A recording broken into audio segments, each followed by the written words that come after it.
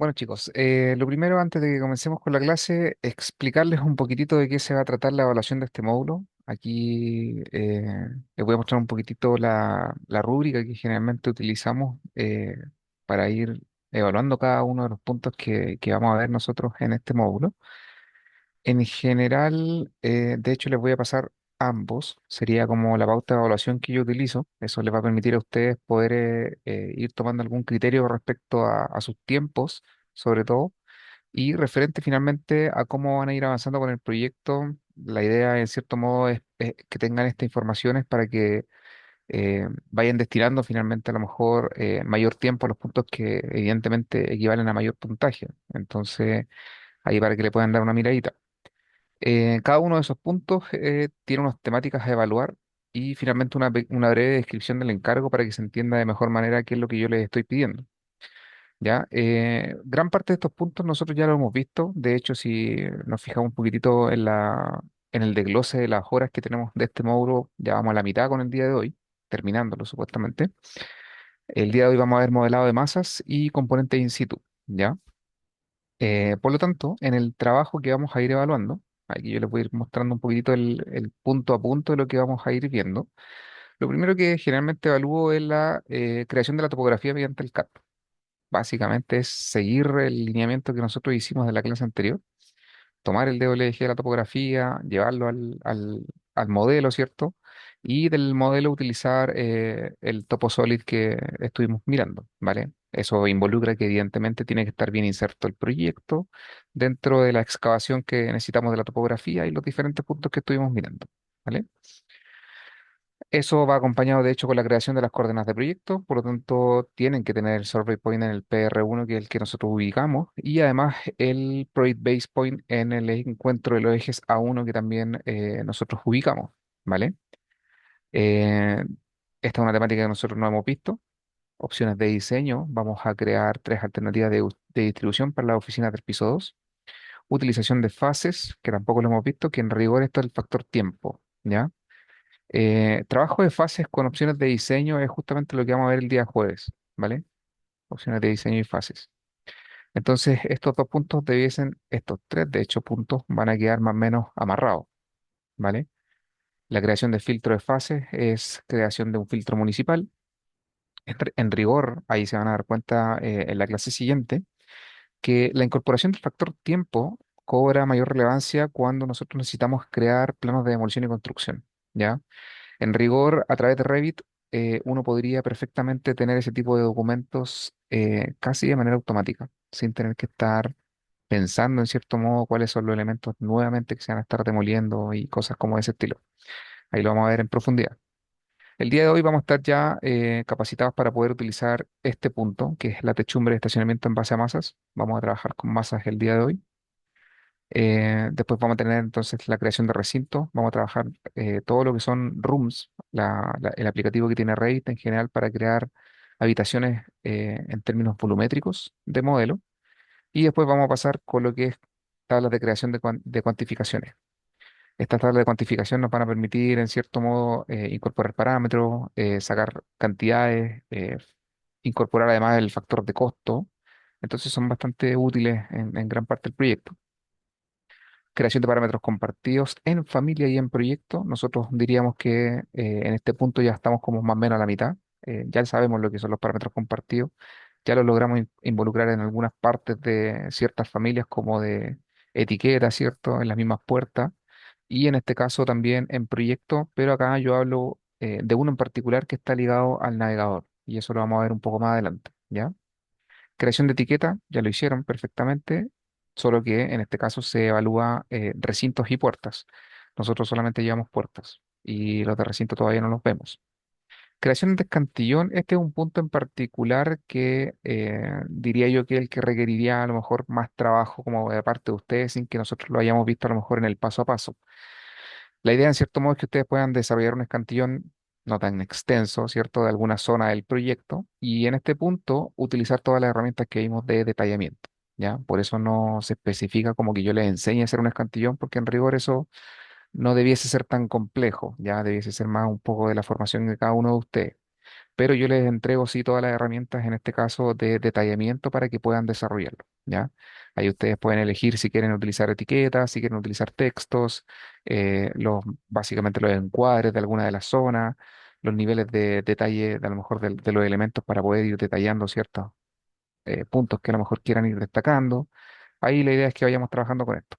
El escantillón se va a complementar igual en cierta manera con un punto que nosotros vamos a ver más adelante que es de diagramación, ¿ya? Ahí en diagramación yo les termino en cierto modo de entregar todas las herramientas de detallamiento porque hay varios puntos y tips que se entregan generalmente cuando se desarrolla la lámina, ¿ya? Entonces se va a complementar en cierto modo lo que nosotros hicimos eh, para el desarrollo en cada una de estas pistas con lo que vamos a tener posteriormente en el desarrollo de la lámina como tal. Todas las herramientas que van a tener de diagramación, hay algunas cositas bien interesantes con ese aspecto. Eso se complementa justamente con este que es la creación de láminas con nubes de revisión, cómo finalmente nosotros podemos llevar esta trazabilidad de las distintas entregas que vamos teniendo con algún cliente que tengamos en consideración. Se complementa además con un listado de creación de planos y finalmente la organización de las distintas vistas y un material de presentación que vamos a estar conversando. ¿Cómo y cuándo se evalúa esto? Nosotros dentro del calendario finalmente que nos otorga la universidad, tenemos que el martes 26 de mayo tenemos una clase que es de práctica y de ejercicio final. Esta clase yo en general la divido en dos, donde la primera parte es como de resolución de dudas. Entonces ustedes traen todas las dudas que tengan, ya sea del módulo anterior como de este, para poder abordarlas durante esa hora y media de clase. Y finalmente la hora y media final, la idea es que cada uno de ustedes me explique, en cierto modo, vamos a tener un espacio de conversación de aproximadamente unos 10 minutitos por persona, en el cual ustedes me van a dar cuenta, en cierto modo, cuáles son los puntos que destacan de lo que han adquirido como conocimiento en estos dos primeros módulos, lo que más les ha costado y finalmente un poquitito para ir distendiendo el ambiente de cara a los módulos siguientes, ¿ya? Si existen muchas dudas, evidentemente vamos a ir conversando a ver qué es lo que podemos hacer, pero la idea es aprovechar esta clase para poder resolver todas las dudas y avanzar lo máximo posible justamente con la entrega de todo lo que van a tener que desarrollar en estas clases.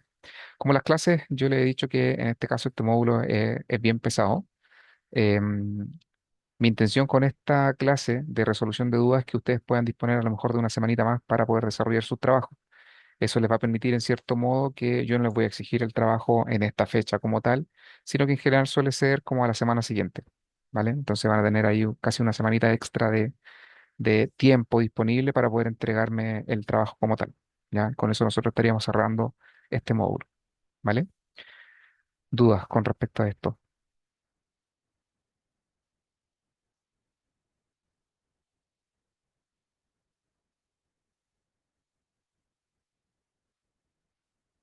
Una consulta con Sí. respecto a la creación, por ejemplo, de oficina de tres formatos. Yo entendería que básicamente una disposición de los elementos dentro de un espacio. ¿Eso va a tener algún criterio en particular o simplemente es poder colocar tres, que me imagino que dentro de las clases le vamos a ir viendo, pero a lo que llego es que si va a haber algún criterio con respecto a eso, simplemente mostrar tres diferentes morfologías del espacio? Sí, más que el diseño me interesa el uso de la herramienta, así que ahí de hecho lo vamos a explicar bien en la clase siguiente. Hay ¿cómo decirlo? Hay una herramienta finalmente que tiene Revit, no sé si ustedes la conocían, y a lo mejor me voy a anticipar un poquitito a lo que viene en la siguiente clase, pero en general, y aquí les pregunto yo a ustedes, ¿cómo hacen, por ejemplo, cuando un cliente les pide más de una alternativa de un proyecto? ¿Qué es lo que normalmente hacen?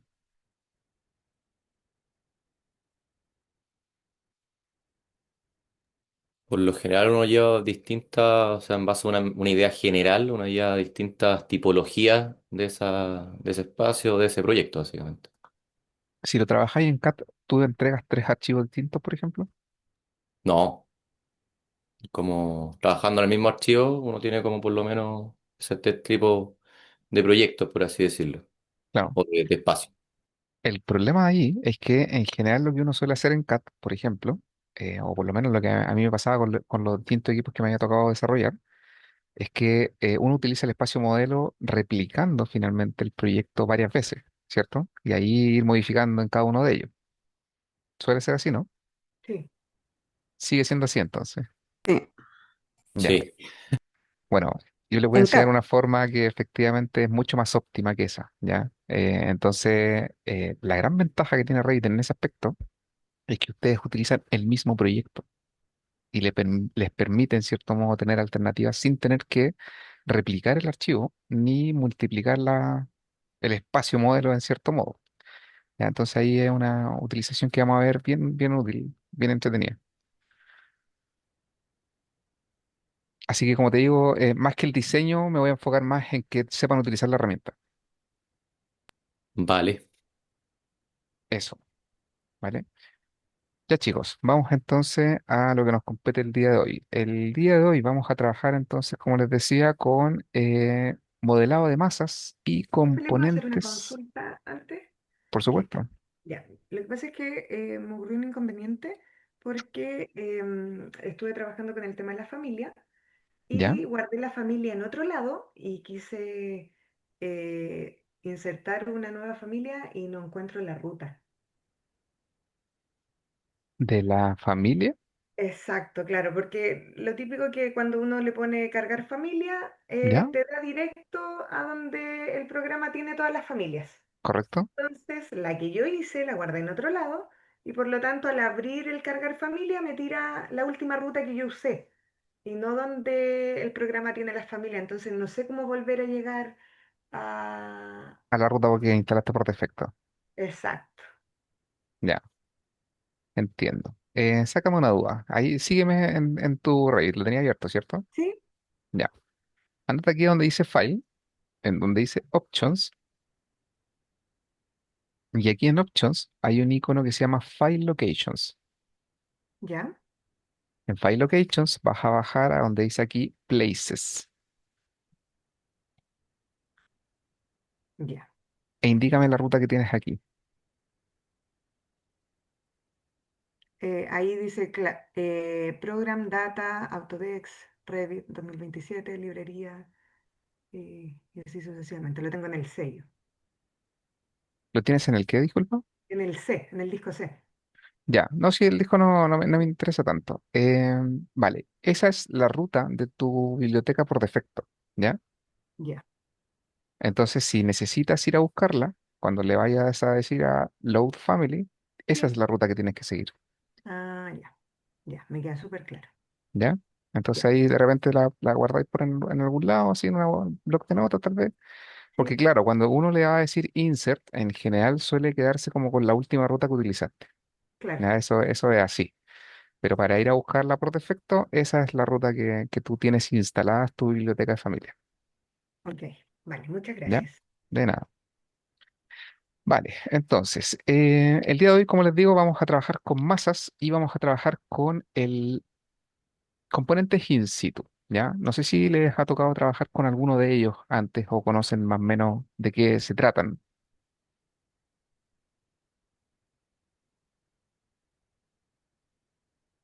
¿No?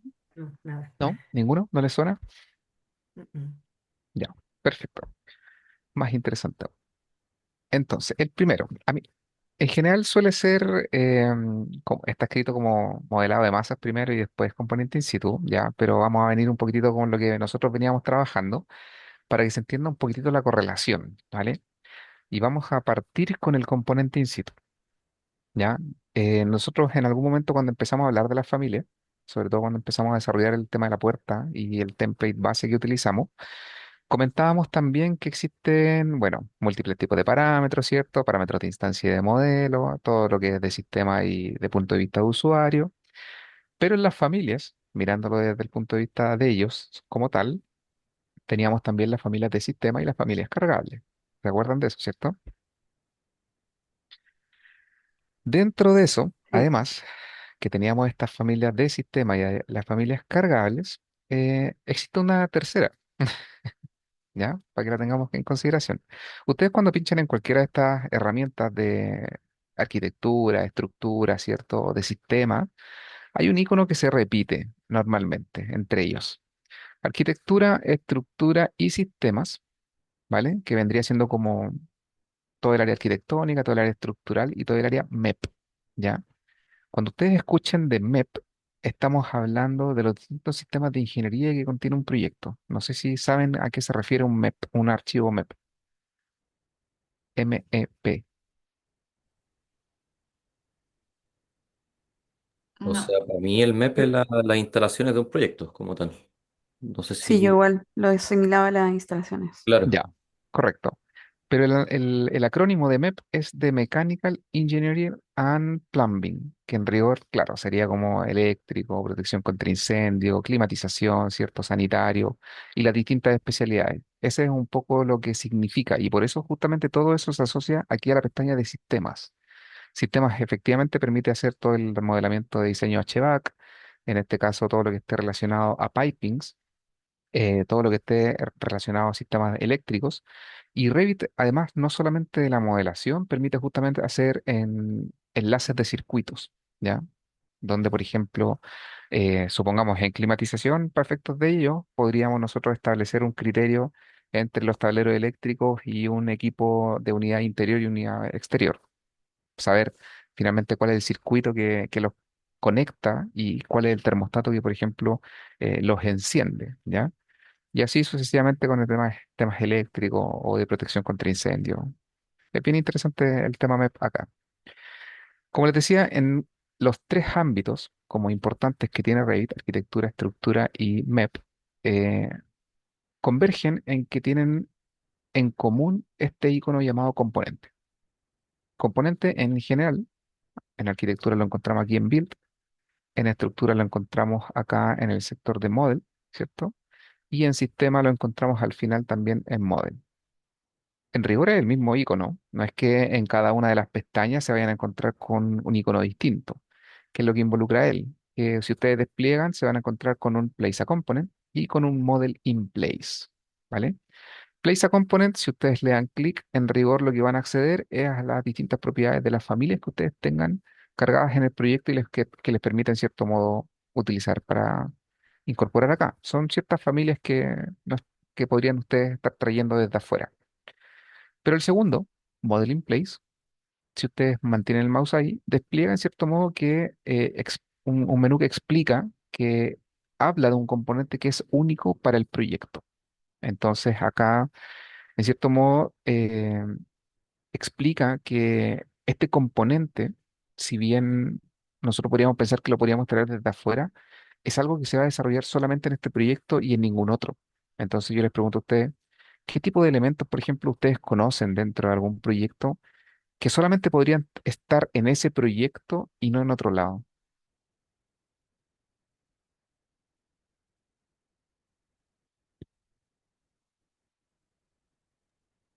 Se refiere como a elementos, ¿cierto? Como tal, o sistemas, cosas Podría así. ser una familia de cualquier categoría, ya sea un muro, ya sea, porque tengan en cuenta ustedes que cualquier componente que ustedes desarrollen, ustedes lo categorizan.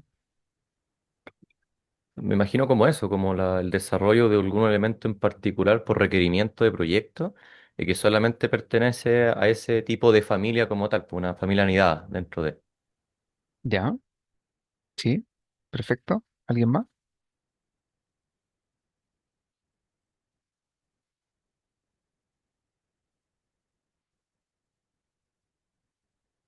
En general siempre se suele hablar un poquitito de cosas bien únicas y bien particulares. Cuando lo llevan un poco al área como arquitectónica, en general suele llevarse tipo, por ejemplo, a los halls de acceso de los edificios.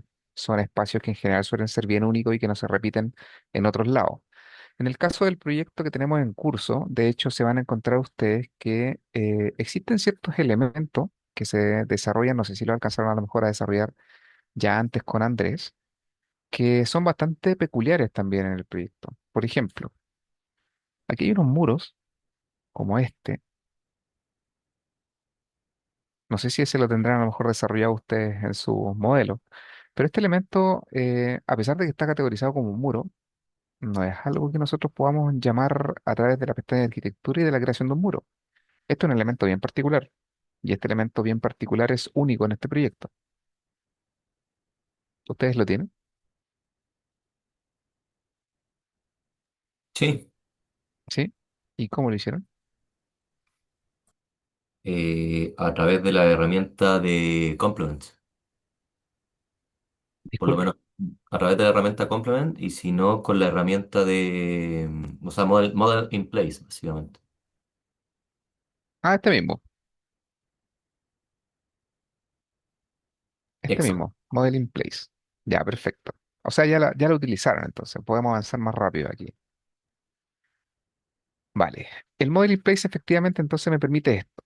Este tipo de elementos y de figuras que finalmente yo las categorizo aquí como un muro, pero nosotros podríamos hacer otro tipo de elementos también. Supongamos que, por ejemplo, tipo hall de acceso. En los hall de acceso suele estar como el clásico mesón que es como único y exclusivo de ese edificio que difícilmente pueda yo pescarlo y llevármelo a otro edificio o hasta llevármelo para casa, imposible. Generalmente es un mueble en obra, ¿cierto? Entonces, ese tipo de elementos, esculturas, por ejemplo, que son únicas y exclusivas del proyecto, suelen ser diseñadas, en este caso, por Modeling Place, ¿ya? El Modeling Place, ustedes ya, en cierto modo, pudieron tener ahí ciertas aproximaciones con él. Voy a ir aquí al piso uno, donde está mi zona de hall. Y el Modeling Place, al momento ustedes de aplicarlo, lo primero que les pregunta, y aquí a lo mejor ustedes empezarán a entender hacia atrás qué es lo que realmente hicieron, es que les pregunta qué categoría ustedes van a necesitar primero el desarrollo del elemento. Me imagino que todos ustedes al hacer ese elemento categorizaron bien el elemento y lo colocaron como muro, ¿no?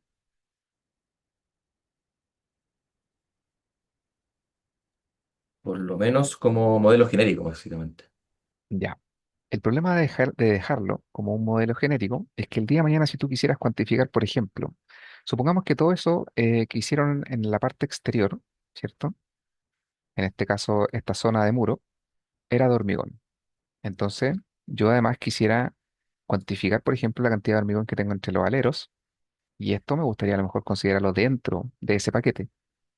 Si no lo tengo bien categorizado y lo tengo como un modelo genérico, es difícil de cuantificar, porque en rigor no sa probablemente hasta se me habría olvidado que estaba como un modelo genérico y no lo habría cuantificado. En general, esto permite, en cierto modo, que, por ejemplo, en mi caso, que está categorizado como muro, ustedes en el listado del navegador, cuando se van al listado de familias, a pesar de ser una familia de Model in Place, en mi caso, por ejemplo, si yo despliego muros, no solamente voy a tener los muros básicos, los curtain wall y los muros compuestos, los staked wall, sino que además tengo uno que se llama walls uno, que en rigor es este elemento.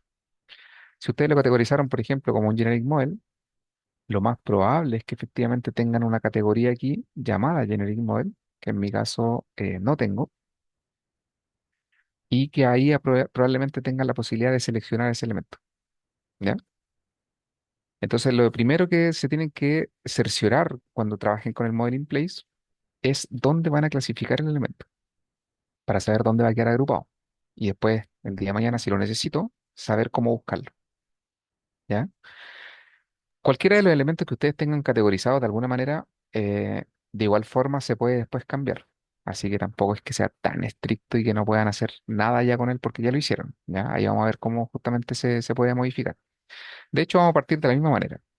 En general, los tipos de elementos como model in place, supongamos que nosotros vamos a hacer este mobiliario de la zona del hall de acceso, quisiéramos hacer en este caso una especie de mesón. Sencillo, ¿cierto? Vamos a intentar hacer algo bastante amable, en cierto modo.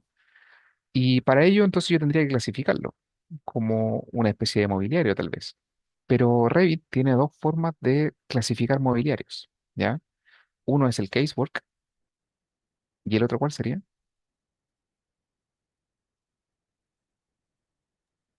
Furniture. Correcto. Entonces, Furniture en general suele ser como mobiliario, así como en este caso en la traducción literal, ¿ya? Pero Casework suele ser como sistemas de almacenamiento, tipo despensas, tipo closet, por ejemplo, como ese tipo de elementos. Si ustedes si quisieran ir, por ejemplo, a mirar de repente las familias que se incorporan en las cocinas, suelen estar clasificadas como Casework, ¿ya? Que son como zonas de almacenamiento, ¿ya? Para efectos nuestros, que vamos a hacer una especie de mesón, lo más probable es que Furniture sería lo más acertado en cierto modo. Pero, ¿qué pasa cuando el componente empieza a tener, por ejemplo, múltiples familias? En el caso de nosotros, que estuvimos conversando en algún momento con la puerta, podíamos tener familias anidadas dentro de la puerta. Siempre traten de asociarse, en cierto modo, a la categoría más grande, ¿ya? Porque, por ejemplo, cuando nosotros empezamos a colocar familias anidadas dentro de una puerta, tipo, nos trajimos la manilla y podían a lo mejor empezar a llevarse muchas más cosas, en general, el global de eso sigue siendo la puerta, independiente que tengan dentro clasificaciones de elementos más pequeños, ¿ya?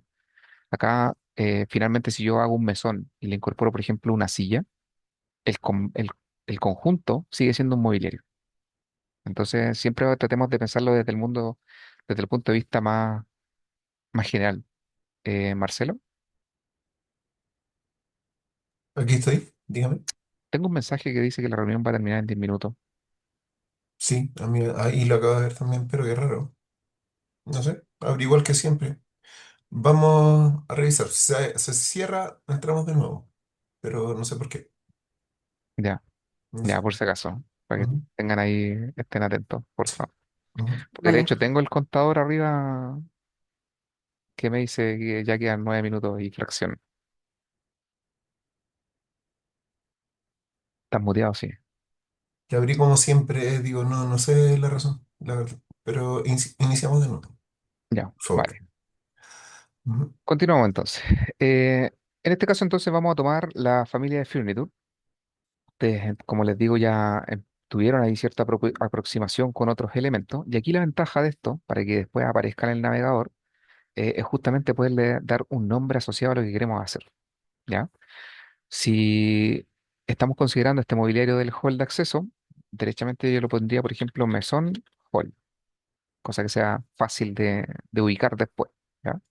Ok, con esto entramos en un modo de edición dentro del proyecto, el cual finalmente se convierte en cierto modo en lo que nosotros ya conocíamos vulgarmente con lo que desarrollamos en la familia. Aquí ya nos encontramos derechamente con la posibilidad de crear formas, de crear elementos de modelo, ¿cierto? De control, si fuese el caso, y trabajar con planos de referencia y líneas de referencia, que eso más o menos ya lo estuvimos mirando con la creación de las puertas. El resto de cosas que pudiésemos estar utilizando son bastante comunes y en cierto modo como bien conocidas ya por nosotros. La posibilidad de acceder a los family types, con la posibilidad de ir añadiendo o no parámetros, ¿cierto? Con la posibilidad de ir incorporando parámetros que ya sean de familia o compartidos, ¿cierto? De hecho, si ustedes crean aquí un nuevo parámetro, entramos derechamente al parámetro de familia y no al de proyecto porque ya estamos en un modo de edición de familia, ¿vale? En general, esto no cambia tanto, ¿cierto? Aquí tenemos lo que les decía yo. Si por alguna razón tenemos un modelo genérico y que después necesitamos volver a clasificar, tenemos justamente la posibilidad de volver a cambiar esa categorización para reordenar en cierto modo ciertos elementos que a lo mejor nosotros ya dimos por sentado en algún momento. Ahora la pregunta es, si entro finalmente en un modo de edición que es casi idéntico al de una familia cargable, em, ¿por qué lo haría en el proyecto? ¿Por qué no lo haría directamente entonces en una familia cargable? Y después me la traigo nomás. ¿Qué creen? ¿Cuál sería la ventaja finalmente de hacerlo de esta manera? Como profe no entendí esa reflexión. Lo que pasa es que, claro, yo aquí entro en un modo de edición que es idéntico al de la familia. Igual que cuando estuvimos trabajando con la puerta. Puedo crear formas, puedo crear parámetros, planos de referencia, de todo. Entonces, finalmente, ¿por qué no uso derechamente un template de familia en vez de este model in place?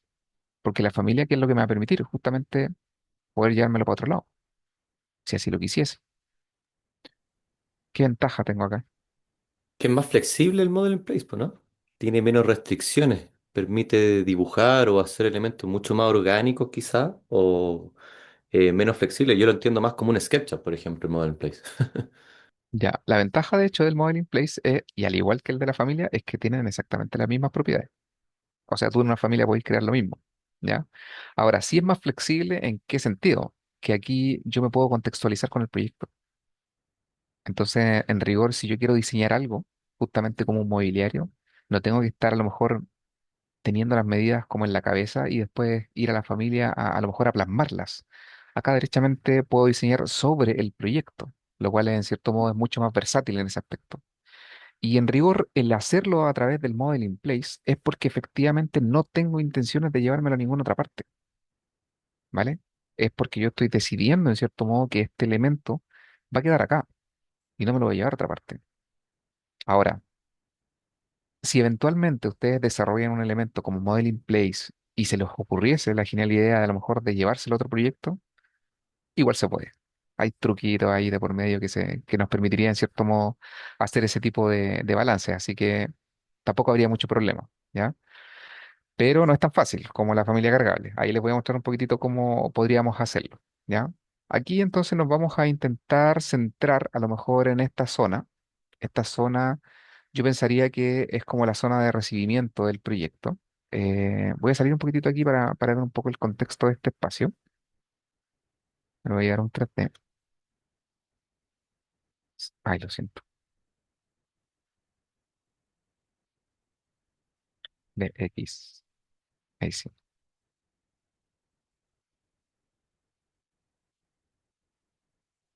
Profe, ¿cuál ocupó el comando para hacer eso? B larga X. Vale. El section box, ¿no? Con eso. Es el Selection Box. El Selection Box es una herramienta que está aquí en Modify. Ustedes tienen la posibilidad, por ejemplo, de seleccionar, supongamos, algunos elementos, ¿cierto? No todos. Y eso me permite aquí en View utilizar este, Selection Box, BX. Entonces, fuerzo en cierto modo al modelo tridimensional a que solamente me encuadre lo que tengo en selección. Vale. ¿Ya? Es súper útil. En general, este tipo de herramientas como esta suelen nacer como plugins de Revit, ¿ya? Revit tiene una página, de hecho, en la cual ustedes pueden descargar una multiplicidad de plugins súper útiles. No sé si la conocían, No. ¿no? No. Vamos a hacer un pequeño paréntesis, ¿ya? Yo Perfecto. algo, ¿Sí? ¿Cuál conoces? el D-Rot One, Uf, hoy día es pagado, pero es maravilloso ese. sí. ¿Y para qué lo utilizabas? Em, lo utilizo para exportar em, Tablas. como, no, no tablas, para exportar láminas en PDF, DWF y CAP al mismo tiempo, Ah, perfecto, ya, como una como especie de de forma publish. masiva, ¿sí? Sí. Y para otras cosas más, pero no las recuerdo en este momento. Y hoy día la tienen pagada, entonces. No, yo tengo una versión gratuita, es que yo tengo la versión La versión 2025. antigua, sí. Ya. Sí. Bueno, efectivamente, como dice Jimena, hay un plugin muy, muy potente. Lo vamos a dejar aquí en de hecho, porque nada, a mí no me complica que lo conozcan. Droot. Ya. Droot es una página que hoy día, como les digo, ya tiene unas versiones pagadas de sus plugins, pero anteriormente hace 2 años eran gratuitas, solo que se volvieron demasiado potentes. ¿Ya?